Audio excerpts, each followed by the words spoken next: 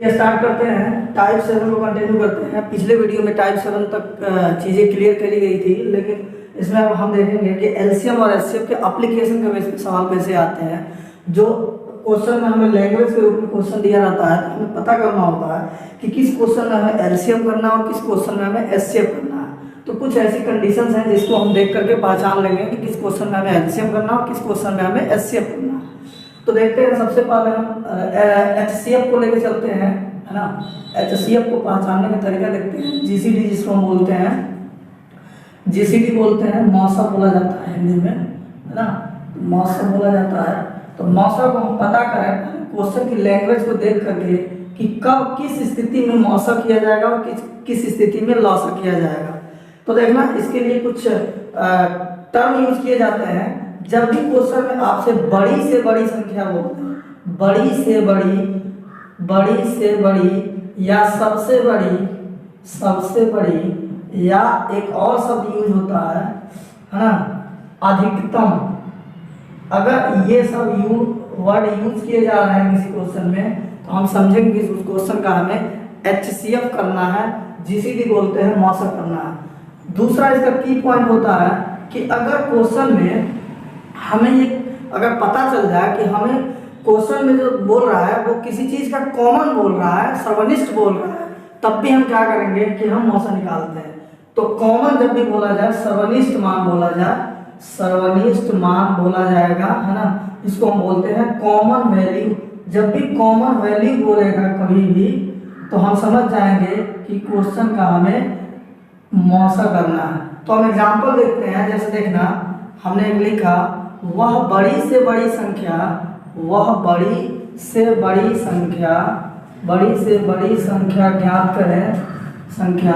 ज्ञात करें जिससे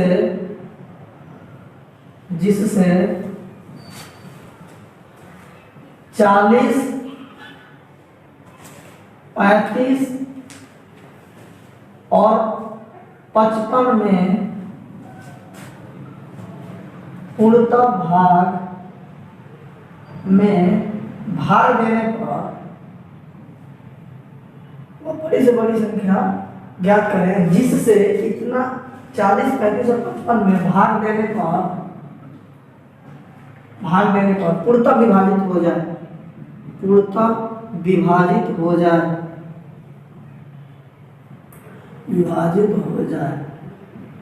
तो जब भी ऐसा क्वेश्चन आएगा तो हम क्या करेंगे, हमने बोला कि क्वेश्चन का लैंग्वेज देखेंगे सबसे पहले।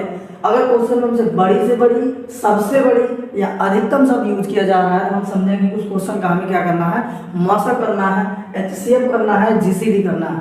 दूसरे बात में बोले तो सर्वनिष्ठ मान, जब भी क्वेश्चन में हमें लग जाए कि कुछ कॉमन वैल्यू हमसे पूछी जा रही है, कुछ कॉमन फैक्टर से पूछी जा रही है, तो हम समझेंगे कि क्वेश्चन का हमें मौसा करना है, एचसीएफ करना है, जीसीडी करना है। तो यहाँ देखना, यहाँ पे टर्म यूज हुआ है, बड़ी से बड़ी यूज हुआ है, तो हम समझेंगे कि इसका क्या करना पड़ेगा, मुझे एचसीएफ करना पड़ेगा। तो हम फटाफट से करते हैं। 40, 35 और किसका 55 का क्या निकाल देंगे, हम एचसीएफ निकाल देंगे। अब मौसा निकालने के लिए क्या करना होगा, यहाँ पे जो भी मेथड आपको अच्छा लगे उससे कर सकते हो, गुणनखंड विधि या भाग विधि। तो हम भाग विधि से ही कर लेते हैं। यहाँ 35 को हम क्या कर लेंगे, बाहर कर लेंगे, सबसे बड़ा को अंदर करते हैं। तो 35 एक बार में 35 हो जाएगा, ये हो जाएगा 20 को, इसको 35 को यहाँ ले आ देंगे तो कितना हो जाएगा, 20 एकम 20 हो जाएगा, फिर से हो जाएगा 15 में 20 को यहाँ ले आ देंगे तो 15 एकम 15 हो जाएगा 5 से 15 यहाँ आ जाएगा, तो 5 यहाँ 15 और ये कट जाएगा, है ना। इसके बाद से हम देखते हैं कि 5 इधर अब जगह नीचे नहीं है, तो अब यहाँ 5 से हम देखते हैं, 5 से फिर से हमें कितने करना पड़ेगा, जो बचा हुआ है, क्या बचा हुआ है मेरे पास, 40 बचा हुआ है, तो 40 में हम कर लेंगे डिवाइड, तो 5 बटा कितना हो जाएगा 40। सबसे लास्ट में जिस संख्या से भाग दी जाती है वह उसका मौसा होता है। इसका मतलब जो एचसीएफ होगा वो एचसीएफ क्या होगा, 5 होगा। इसका मतलब हो गया कि 5 वो बड़ी से बड़ी संख्या है जिससे इसमें भाग देने पर पूरा विभाजित हो जाएगा। अगला क्वेश्चन देखते हैं। हाँ, दूसरा नंबर क्वेश्चन देखते हैं। दूसरा नंबर क्वेश्चन में बोल रहा है मौसा का प्रयोग में चल रहा है, मौसा के अनुप्रयोग के क्वेश्चन है ये, हमें पहचान करना होता है कि किस क्वेश्चन में मौसा करना है। तो देखना बोल रहा है 2 बर्तन में 48 लीटर और 72 लीटर दूध है, वह बड़ी से बड़ी माप ज्ञात कीजिए जिससे दूध को पूरा पूरा मापा जा सके। कर रहा है इसका मतलब कि 48 और 72 के बीच में हमें कॉमन पूछ रहा है, सर्वनिष्ठ पूछ रहा है, एक ऐसा हमें टूल पता करना है, एक ऐसा मापनी हमें पता करना है जिससे कि 48 और 72 को पूरा पूरा नापा जा सके। हमने यहाँ पे कीवर्ड्स लिख रखे हैं, जब भी बड़ी से बड़ी बोले, सबसे बड़ी बोले या अधिकतम बोले, या जब भी हमें लग जाए कि सर्वनिष्ठ मान हमें निकालना है, कॉमन वैल्यू निकालनी है, तो इस स्थिति में हम बिना पूछे हम उसका मौसा निकाल सकते हैं। तो यहाँ देखना 48 और 72 का मौसा निकालेंगे, ये हमारा आंसर हो जाएगा। तो करते हैं यहीं पे 48 और 72 का मौसा यहीं कर लेते हैं। तो 48 और 72 में हम देखते हैं छोटा जो है 48, इसको कर लेंगे बाहर, 72 को कर लेंगे यहाँ। तो 48 गुना 96 ज़्यादा हो जाएगा, 48 एक बार में हो जाएगा, तो हो जाएगा 12 में से 8 जाएगा 4, और 6 में से 4 जाएगा 2, और 48 को यहाँ ले आ देंगे तो कितना हो जाएगा देखना 24 गुना का 48 है ना। तो इसका जो HCF होगा, जो मौसा हो जाएगा, वो कितना हो जाएगा 24 हो जाएगा।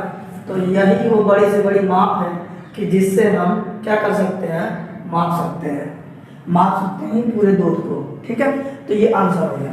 दूसरा नंबर क्वेश्चन देखना, ये क्वेश्चन हमने एनसीईआरटी से लिया हुआ है। किसी परेड में 6 से 16 सदस्यों वाली एक सेना की टुकड़ी को 32 सदस्यों वाले एक आर्मी के पीछे मार्च कराना है। दोनों समूह को समान संख्या वाले स्तंभों में मार्च करना है। उन स्तंभों की संख्या, उन स्तंभों की अधिकतम संख्या देखना क्या है जिसमें वे मार्च कर सकते हैं। अगर कुछ नहीं आता है तो वर्ड पकड़ लोगे तब भी क्वेश्चन आसानी से हो जाएगा। अधिकतम शब्द यूज हो रहा है इसमें, तो देखना, तो हम क्या कर देंगे, मौसा कर देंगे। तो किसका किसका कर देंगे, 6 से 16 का, 6 से 16 का, और किसका 32 का हम क्या कर देंगे, मौसा कर देंगे।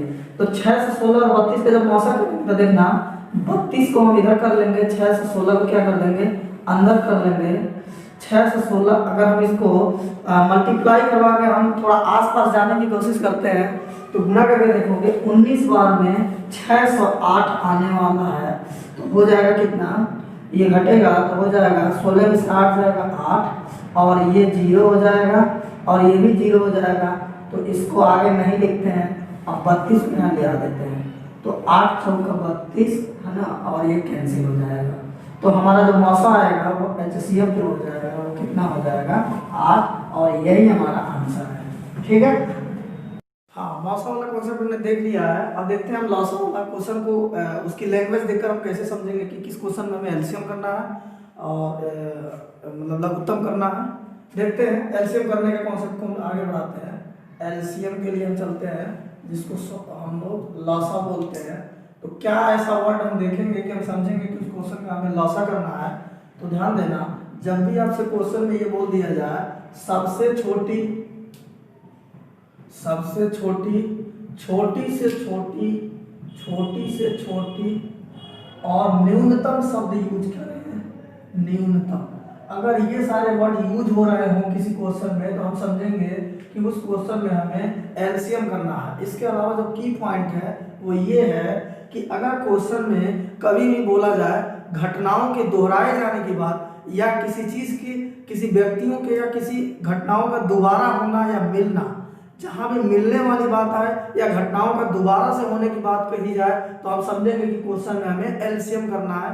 तो दूसरा की पॉइंट है कि जब भी हमसे बोला जाए घटनाओं का दोहराए जाने के बाद, घटनाओं की दोहराना है ना, घटनाओं की दोहराना, घटनाएं जब दोहराने की बात की जाएगी, या दूसरी चीज जब हमसे ये बोली जाएगी कि किसी चीज का मिलना, किसी व्यक्तियों का मिलना है ना, तो जब भी ये सब चीजें कही जाएंगी तो हम समझेंगे कि उस क्वेश्चन में हमें क्या करना होगा, एलसीएम करना होगा। तो चलो एलसीएम क्या, अब क्वेश्चन देखते हैं। जैसे हमने बोल दिया वह छोटी से छोटी संख्या ज्ञात करें, वह छोटी से छोटी संख्या ज्ञात करें, छोटी से छोटी संख्या ज्ञात करें, संख्या ज्ञात करें जिसे 12 18 तथा 30 में भाग देने पर पूर्णतः विभाजित हो जाए, पूर्णतः विभाजित हो जाए। पूर्णतः विभाजित हो जाएगा मतलब पूरा पूरा कट जाए। तो जब भी क्वेश्चन में हमसे छोटी से छोटी वर्ड यूज करें तो हम समझेंगे उस क्वेश्चन में हमें एलसीएम करना है। तो हम क्या कर लेंगे, इसमें 12, 18 और 30 का हम एलसीएम कर लेंगे। एलसीएम करने के लिए 6, ये 9 हो जाएगा और ये 15 हो जाएगा। देख पा रहे हो यहाँ पे 3 से हम घटाएंगे, 3 दूना 6, 3 तिया 9, 3 5 15। तो जो मेरा एलसीएम होगा वो हो जाएगा 2 गुणे 3 गुणे 2 गुणे 3 गुणे 5। तो देखना 2 गुणे 3 गुणे 2 गुणे 3 गुणे 5। तो फाइनली 2 तिया 6 दूना 12 तिया 36 5 180, इसका आंसर हो जाएगा, है ना। तो यही हमारा वो छोटी से छोटी संख्या है जिसमें हम 12, 18 और 30 से भाग देंगे तो पूर्णतः विभाजित हो जाएगी।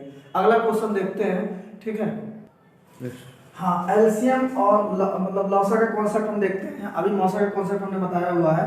तो एलसीएम तब करते हैं क्वेश्चन में जब हमसे ये बोल दे उस क्वेश्चन में छोटी से छोटी सबसे छोटी से छोटी या न्यूनतम, अगर ये वर्ड यूज हो रहा हो, या घटनाओं के दोहराए जाने की बात किया जाना हो, या किसी व्यक्ति के मिलने की बात किया जाना हो, अगर इसमें से कुछ भी आ रहा है शब्द तो हम समझ जाएंगे उस क्वेश्चन का हमें एलसीएम करना है। तो जैसे इस क्वेश्चन में बोल रहा है ए और बी किसी वृत्ताकार पथ पर पूर्ण चक्कर लगाने में 25 मिनट और 40 मिनट का में पूरा करते हैं। यदि दोनों एक ही समय एक ही दिशा में चलना प्रारंभ करते हैं तो कितने समय बाद वे एक दूसरे को मिलेंगे।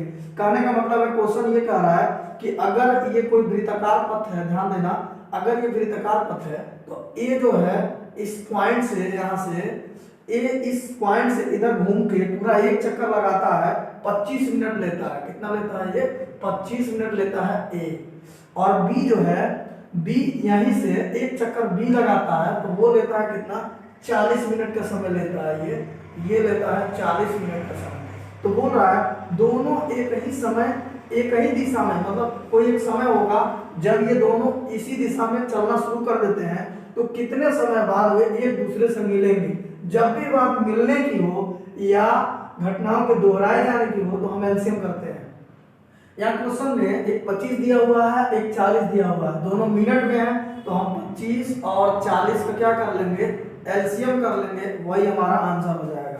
तो देखना 25 और 40 का हम एलसीएम कर लेते हैं तो कितना हो जाएगा? 5 से काट देते हैं, 5, ये 8 हो जाएगा। तो एलसीएम जो हो जाएगा वो हो जाएगा, ये 5 है तो हो जाएगा 5 गुणे 5 गुणे 8। तो मतलब हो गया 5 × 25, 25 वट है 200 मिनट। इसका मतलब 200 मिनट बाद दोनों एक दूसरे से मिलेंगे। ठीक है, इसको हटा देते हैं, ये समझने के लिए था। 200 मिनट बाद एक दूसरे से क्या करेंगे? मिलेंगे। यही आंसर हो गया। अब आते हैं हम इस क्वेश्चन पे, तीसरा नंबर क्वेश्चन पे। देखना तीसरा नंबर क्वेश्चन ये बोला जा रहा है किसी स्थान पर लगी 4 बत्तियां क्रमशः प्रत्येक 5 सेकंड, 8 सेकंड, 10 सेकंड और 12 सेकंड में जलती हैं तो कितने समय बाद सभी बत्तियां एक साथ जलेंगी। देखो, सब बत्तियों का एक साथ जलना घटनाओं के दोहराए जाने की बात हुआ कि नहीं हुआ। जब भी बोला जाए कि घटनाएं दोबारा से दोहराई जा रही है तो हम समझेंगे कि उसका एलसीएम हमें करना है। देखो, प्रत्येक 5वां सेकंड में पहली वाली बत्ती जल जा रही है, प्रत्येक 8वां सेकंड में दूसरी वाली बत्ती जल रही है, प्रत्येक 10वां सेकंड में तीसरी वाली बत्ती और प्रत्येक 12वां सेकंड में कौन सी वाली? चौथी वाली बत्ती जल रही है। तो बोल रहा है कि कौन सा समय होगा जब ये चारों बत्तियां एक साथ जलेंगी। इसका मतलब घटनाओं के दोहराए जाने की बात बोल रहा है कि सब एक साथ कब रिपीट होंगे। तो घटनाएं जब भी दोहराए जाने की बात हो, दोबारा एक साथ घटित होने की बात हो तो हम उसका एलसीएम करते हैं। तो हम 5, 8, 10 और 12, 5, 8, 10 और 12 का हम एलसीएम ले लेंगे तो 2, 5, 10, 4, 5, 6 हो जाएगा। फिर 2 से काट दो, 5, 2, 5, 3 हो जाएगा। फिर से हम 5 से कटा देते हैं, यहाँ पे 1, 2, 1, 3 हो जाएगा। तो एलसीएम कितना हो जाएगा? देखना एलसीएम हो जाएगा 2 × 2 × 5, 2 × 2 × 5, 1 को हटा दो, फिर 2 × 3 कितना हो जाएगा? 2 दूना 4, 5 20, 20 दूना 40, 40 तिया 120। और सारी इसमें डाटा जो है सेकंड में दिया हुआ है। इसका मतलब 120 सेकंड बाद चारों बत्तियां एक साथ जलेंगी। 120 सेकंड में का मतलब 2 मिनट होता है, क्योंकि 1 मिनट का मतलब 60 सेकंड होता है। तो हम ये भी कह सकते हैं कि इसको अगर हम लिखना चाहें तो हम बोल सकते हैं कि 2 मिनट बाद सारी बत्तियां एक साथ क्या होंगी, जलेंगी। प्रत्येक 2 सेकंड, 3 सेकंड, 5 सेकंड पर गोलियां दागी जाती हैं। कितने समय बाद सभी गोलियां एक साथ दागी जाएंगी? कहने का मतलब है कि प्रत्येक दूसरे सेकंड में एक गोली निकलती है, फिर प्रत्येक तीसरे सेकंड में दूसरी गोली निकलती है, और प्रत्येक 5वें सेकंड में तीसरी गोली निकलती है। तो बताओ अगर यही कंटिन्यू रहे तो कितने समय बाद सभी गोलियां एक साथ दागी जाएंगी? तो जब भी घटनाओं के दोहराए जाने की बात किया जाना हो तो हम क्या निकाल देते हैं, एलसीएम निकाल देते हैं, और यही हमारा आंसर होता है। ठीक है, तो हम 2, 3 और 5 का क्या निकाल लेंगे, एलसीएम निकाल लेंगे। तो देखना ये परफेक्ट किसी से कटने वाला नहीं है, तो काट लो 3, 5, 3 से ले लो कितना, 1, 5, 5, 1, 1, 1, तो हो जाएगा हमारा एलसीएम जो होगा वो हो जाएगा 2 गुणा 3 गुणा 5, तो 2 2 3 6 5 30, और सब सेकंड में है तो हम कहेंगे 30 सेकंड बाद सभी गोली